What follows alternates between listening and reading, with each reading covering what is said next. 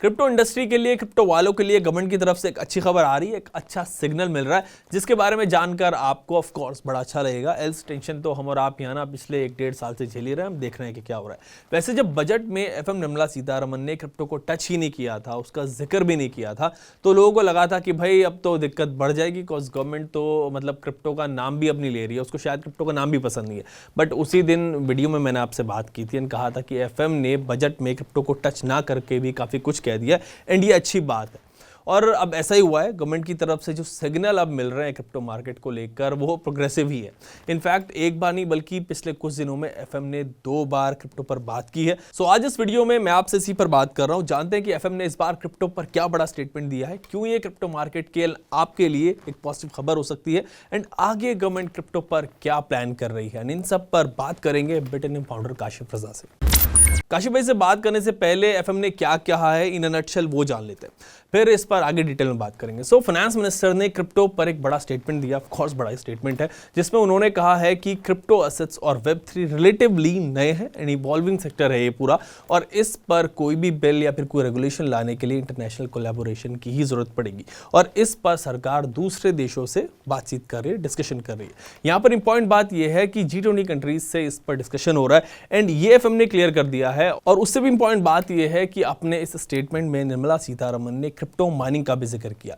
इसमें एफएम ने crypto assets, crypto mining और क्रिप्टो ट्रांजैक्शंस का जिक्र अलग अलग किया, तीनों का जिक्र अलग किया और कहा कि ये सभी कुछ प्योरली टेक्नोलॉजी ड्रिवन है, इसमें 99% टेक्नोलॉजी है और इस पर एक कंसेंसस के लिए क्रिप्टो को गवर्नमेंट G20 कंट्रीज के साथ डिस्कस कर रही है। सो एक पॉजिटिव अपडेट है क्रिप्टो इंडस्ट्री के लिए कि एफएम ने पार्लियामेंट में इस पर बात की है एंड क्रिप्टो पर आए सवालों को पॉजिटिवली हैंडल किया है एंड इससे समझ आता है कि इंडिया में क्रिप्टो को लेकर आगे चीजें काफी बेहतर हो सकती है गवर्नमेंट चाहे तो, जैसे कि दूसरे कंट्रीज में भी हम वो देख रहे हैं, यूएस में देख रहे हैं, दूसरे कंट्रीज में। सिमिलरली एफएम ने आरबीआई गवर्नर शक्तिकांत दास के साथ एक प्रेस कॉन्फ्रेंस में भी क्रिप्टो के बारे में बात की है, वहां पर भी रेगुलेशन की बात की है, आरबीआई गवर्नर के साथ पीसी में रेगुलेशन की बात की। सो दैट्स इंपॉर्टेंट, मतलब आरबीआई गवर्नर के सामने वो बैन की बात करता है आरबीआई, लेकिन वहां पे एफएम ने रेगुलेशन की बात की है। और एफएम ने और क्या कहा है क्रिप्टो इंडस्ट्री को लेकर, क्रिप्टो इंडस्ट्री को कैसे देख रही है, आगे गवर्नमेंट की प्लानिंग क्या है, अब ये जान रहे हैं बिटन फाउंडर एंड वेब3 एजुकेटर काशिफ रजा। काशिफ भाई वेलकम टू अनकट। बजट वाले दिन हम लोगों ने डिस्कशन किया था, उससे यही कंक्लूजन निकाला था जो अब एफएम ने जिसके बारे में जिक्र किया।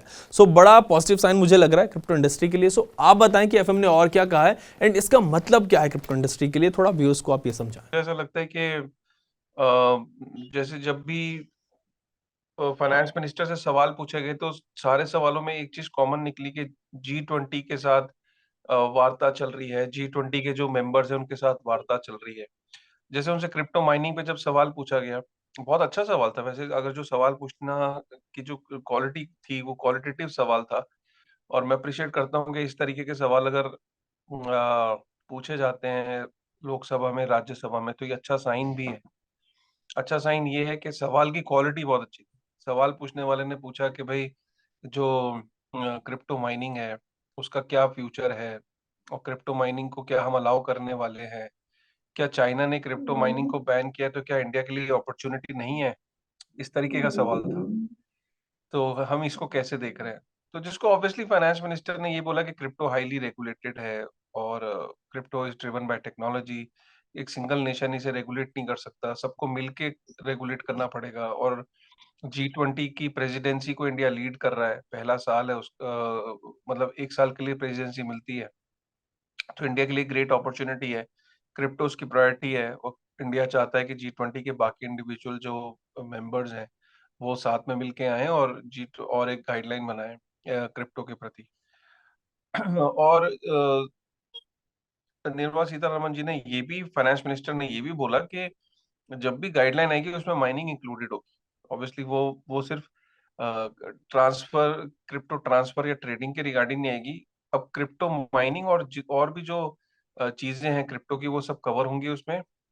और एक स्टैंडर्ड ऑपरेटिंग प्रोसीजर, एसओपीज का उन्होंने बार बार वर्ड का इस्तेमाल किया। तो इसका मतलब ऐसा है कि वो एसओपीज इशू होंगे कि किस तरीके से क्रिप्टो जब ऑपरेट करेंगी इसके अंदर कंपनीज, तो किस तरीके से होंगी। तो देखिए, मेरा ये मानना है कि अब एसओपीज आएंगी, उसके अंदर सी फाई कवर होगा, डी फाई को कैसे एसओपीज बनाएंगे, क्योंकि डी फाई में तो कोई एक कंपनी होती नहीं है, सीफाई के अंदर एक्सचेंजेस होती हैं, उनके लिए तो आप एसओपीज बना सकते हो, लेकिन डीफाई की एसओपी तो उनका कोड बनता है, कोड ही बनाता है उसकी एसओपीज, तो देखने वाली बात है।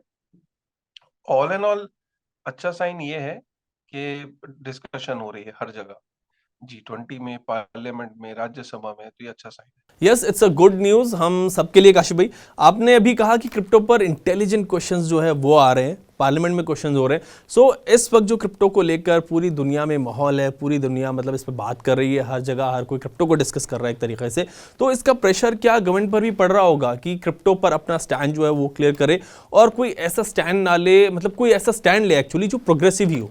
बिल्कुल, बिल्कुल उन्हें क्लियर करना पड़ेगा। और देखिए, उनसे अभी अभी तक जो भी सवाल पूछा गया, मुझे ऐसा लगा कि सवाल जितने भी पूछे गए अच्छे सवाल थे, और जवाब स्टैंडर्ड जवाब थे। और G20 की प्रेसिडेंसी 1 साल के लिए है, हमें 1 साल वेट करना चाहिए, कुछ भी चीज़ इमीडिएट नहीं होने वाली। गवर्नमेंट की प्रायोरिटी भी अब 2023 में 23 जैसे से एंड होगा, 2024 की तैयारी करनी है गवर्नमेंट को। गवर्नमेंट की प्रायोरिटीज, अगले साल का इलेक्शन भी आने वाला है, तो I don't know how things will turn up. हमने देख ही लिया कि अब बजट के सेशन बैठा, पार्लियामेंट का सेशन बैठा, उसमें भी क्रिप्टो को लेके कोई बिल की चर्चा नहीं हुई। तो मुझे अब ऐसा लगता है कि सारा जितना भी अब फोकस है वो सारा G20 पे है। So let's see how things turn up. Kashif भाई, एफएम ने जब आरबीआई गवर्नर के साथ पीसी में क्रिप्टो की बात की तो वहां पे भी रेगुलेशन की बात की। वहां पर भी कहा कि अलग अकेला देश कुछ नहीं कर सकता, एक अकेला देश कुछ नहीं कर सकता। सो आरबीआई बैन की बात करता है, गवर्नमेंट को सजेस्ट करता है कि क्रिप्टो को बैन करें, लेकिन एफएम ने ये कहा कि रेगुलेशन पर बातचीत हो रही है एंड एक अकेला देश कुछ नहीं कर सकता। तो ये तो अच्छी बात रही ना। आरबीआई, देखिए आरबीआई रेगुलेशन को की बात वो कर रहा है कि अपने सीबीडीसी पर्सपेक्टिव से, राइट, के सीबीडीसी के पर्सपेक्टिव से वो बात कर रहा है। क्रिप्टो को लेके वो कंफर्टेबल नहीं है, और ना ही वो कभी था। और यहाँ पे अच्छी बात ये है कि फाइनेंस मिनिस्टर ने बार बार फोकस, अपने वर्ड को अगर पिक करो तो उन्होंने बार बार फोकस एसेट पे करा, कि it is not a currency, it is not a legal tender, it is an asset, it is an asset, asset gets created and then you can send the asset over the network। तो ये important है कि वो उनके हिसाब से ये एक एसेट है, और एसेट का करेंसी से, आईएनआर से, या हमारे इंडिया के अंदर लीगल टेंडर से कोई कंपटीशन नहीं। तो तो फाइनेंस मिनिस्टर का टेक अलग है, लेकिन जो आरबीआई का टेक है, आरबीआई कहता है कि ये एग्जिस्टिंग मॉनेटरी सिस्टम के लिए हमारे थ्रेट। तो आरबीआई इसे एज अ करेंसी देख रहा है, एज अ लीगल टेंडर, मतलब as a potential currency alternative देख रहा है। लेकिन फाइनेंस मिनिस्टर इसको एज अ एसेट देख रही है। तो ओनली टाइम विल टेल, दोनों में कहीं ना कहीं थोड़े डिफरेंसेस लगते हैं पब्लिकली, जब भी गवर्नर साहब कुछ बोलते हैं और जो फाइनेंस मिनिस्टर बोल रही हैं, दोनों में डिफरेंस ऑफ ओपिनियन दिखता है। वो क्यों है डिफरेंस ऑफ ओपिनियन, या वो आपस में, I really don't know, but दोनों के ओपिनियन में बड़ा डिफरेंस दिखता है जब भी वो पब्लिक कोई कमेंट करते हैं। ओके काशिफ भाई, इससे पहले आपने सीफा और डीफाई की अलग अलग बात की थी कि एसओपीज में सीफाई तो कवर होगा बट डीफाई को कैसे कवर करेंगे। सो इसका मतलब क्या है? क्या फिर कोई नया कंफ्यूजन पैदा हो जाएगा क्या? आगे इसमें ये देख रहे हैं कि जब भी गाइडलाइंस आएंगी, अ, क्योंकि गाइडलाइंस अभी तक ना किसी भी देश ने बना नहीं पाया है। मतलब कोई भी अगर आप देखो, तो मुझे एक एग्जांपल दो ना जो ये कह सके कि मेरे यहाँ पे जो रूल्स हैं वो सबसे बढ़िया और कॉम्प्रिहेंसिव है। जो भी अभी तक बाकी देशों में भी देखा गया, और खासकर जो G20 के देश हैं, उन्होंने एक्सचेंजेस के अराउंड ही कुछ वो ला पाए हैं। डीफाई के लिए तो कुछ भी नहीं है अवेलेबल। यहाँ तक कि यूएस के अंदर अभी ये डिबेट चल रही है कि डीफाई सिक्योरिटी है कि नहीं, डीफाई के अंदर जो प्रोजेक्ट्स हैं वो सिक्योरिटीज में आते हैं कि नहीं। अभी हमने रिसेंटली स्टेबल कॉइन्स के अराउंड एसईसी का क्रैकडाउन देख रहे हैं, जहाँ पे बीयूएसडी, पैक्सोस के अगेंस्ट हम देख रहे हैं। तो गाइडलाइंस, ये समझिए कि सीफाई के जिसको आप कंट्रोल कर सकते हो, डीफाई के रिगार्डिंग तो अभी कोई गाइडलाइन है ही नहीं। यहाँ तक कि इतने प्रोग्रेसिव जो देश हैं जिनको हम टेक्नोलॉजी में और रेगुलेशंस में बहुत आगे माना जाता था उन्हें, वो भी स्ट्रगल कर रहे हैं कि किस तरीके से डीफाई को रेगुलेट करें। आई थिंक इसमें जो सबसे ज़्यादा अहम रोल अमेरिका का है, अमेरिका कैसे डील करता है स्टेबल कॉइन से, डीफाई से, वो देखने वाली बात है। एक बार ये अमेरिका जो बंद कर देगा, क्योंकि G20 का सबसे पावरफुल मेंबर भी है, सबसे बड़ा मेंबर भी है, तो ऐसा लगता है कि जो अमेरिका करेगा, वही G20 का बेस भी बनेगा। ये काशिफ भाई, आपने बताया कि जैसे यूएस अपने यहाँ पर रेगुलेटरी फ्रेमवर्क रखेगा, कुछ ऐसा ही मिलता जुलता इंडिया में रेगुलेशन क्रिप्टो गाइडलाइंस हमारे लिए भी आ सकती हैं, बट अभी तो हम देखें तो यूएस में भी प्रॉपर रेगुलेटरी फ्रेमवर्क कोई है नहीं। सो G20 मीटिंग में जब तक इंडिया की प्रेसिडेंसी है, मैं बात करूँ, तो क्या इस बीच में यूएस अपना फ्रेमवर्क ला पाएगा जिसके हिसाब से इंडिया में भी गवर्नमेंट क्रिप्टो पर कुछ सिमिलर फ्रेमवर्क ला सके, या फिर कहीं और लंबा इंतजार तो नहीं करना पड़ेगा हमें? देखिए, आप एक बात को समझिए कि जो दुनिया के सबसे बड़े, जब जब फाइनेंस मिनिस्टर जब फाइनेंस मिनिस्टर ये कह रही है कि कोलैबोरेशन होगा, बिल्कुल। कोलैबोरेटिव अप्रोच अपनानी है। अगर आप देखें दुनिया के सबसे बड़े जो नेटवर्क्स हैं, वो कौन-कौन से हैं? सबसे बड़े दुनिया के नेटवर्क हैं वीज़ा, वो मास्टरकार्ड, और दुनिया के जो सबसे बड़ा नेटवर्क है वो है स्विफ्ट, ठीक है? जितनी भी रेमिटेंस की कंपनीज़ हैं, उसमें वेस्टर्न यूनियन और ये सारी कंपनी, सारा जो फाइनेंशियल इंफ्रास्ट्रक्चर दुनिया का, वो सारा यूएस के पास है। और आप जब बात कर रहे हो कि कोलैबोरेशन और कोलैबोरेटिव अप्रोच की, तो इसमें जग ज़ाहिर है कि आपकी डिपेंडेंसी अमेरिका के रेगुलेटर्स पे है, कि क्योंकि आप जिस तरीके का प्रपोज़ल प्रपोज़ करना चाहोगे, वो बिना अमेरिका के रेगुलेटर्स की सहमति के बगैर कैसे बना लोगे यार? जब तक अमेरिका के स्विफ्ट की, एफडीआईसी की, वहाँ पे उनके जो उनका जो सेंट्रल बैंक है, उनके बैंकिंग प्रणाली, उनकी फेडरल रिजर्व, इन सारे लोगों के जब तक सहमति नहीं होगी, तब तक वो बनना मुश्किल है। और जहाँ तक हमारी नॉलेज है, वो ये कहती है कि अमेरिका अभी स्ट्रगल कर रहा है वो भी डीफाई को लेके। जो सबसे ईज़ी काम है, जो मुझे लगता है पहले चरण में, तो कॉम्प्रिहेंसिव फ्रेमवर्क तो कभी नहीं आएगा। पहले चरण में जो चीज़ आएगी, ये फ़ेजेज़ में आएगी।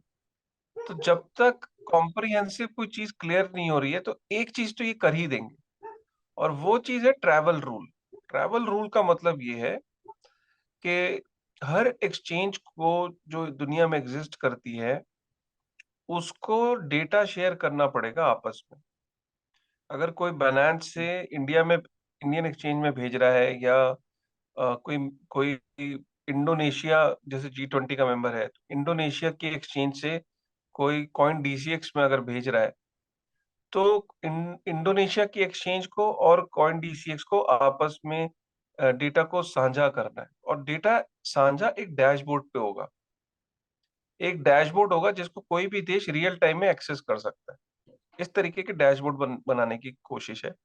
और मुझे ऐसा लगता है कि गोइंग फॉरवर्ड ये तो काम पॉसिबल है, लेकिन डीफाई और जो एनएफटीज हैं, डीफाई है, स्टेबल कॉइन्स हैं, इनको लेके आई थिंक टाइम लगेगा। तो ये कहना कि पूरा फ्रेमवर्क आएगा, पॉसिबल मुझे तो नहीं लगता, क्योंकि अगर पूरा फ्रेमवर्क आता, तो अमेरिका के अंदर अभी तक फ्रेमवर्क बन चुका होता, और उसी फ्रेमवर्क को थोड़ा बहुत ट्वीक करके हम लॉन्च कर। इंडिया, देखिए, इंडिया इंडिया की जो पोजीशन है, इंडिया एक स्ट्रॉन्ग मेंबर है। इंडिया उसे लीड कर रहा है G20 को इस साल। लेकिन इंडिया बिना अमेरिका की एजेंसियों को कॉन्फिडेंस में लेके कोई चीज प्रपोज करेगा, वो मुझे नहीं लगता। उसमें उनका उनका इसमें शामिल होना बहुत जरूरी है, राइट? और उसमें काफी बड़े देश हैं, तो लेट्स सी गोइंग फॉरवर्ड क्या होता है। फाइन काशिफ भाई, वी होप कि जैसा हम और आप एक्सपेक्ट कर रहे हैं, कुछ वैसा इंडिया की G20 प्रेसिडेंसी में निकल के आए। जब एफएम ये कह रही है कि क्रिप्टो यानी वेब3 99% टेक्नोलॉजी ड्रिवन है, तो इंडिया भी इस टेक्नोलॉजी का फायदा उठाए, इनफैक्ट आगे बढ़े, ना कि इसको डिस्करेज करे। आपसे नेक्स्ट वीडियो में फिर से बात करते हैं नए सेट ऑफ क्वेश्चंस के साथ। तब तक के लिए टेक केयर।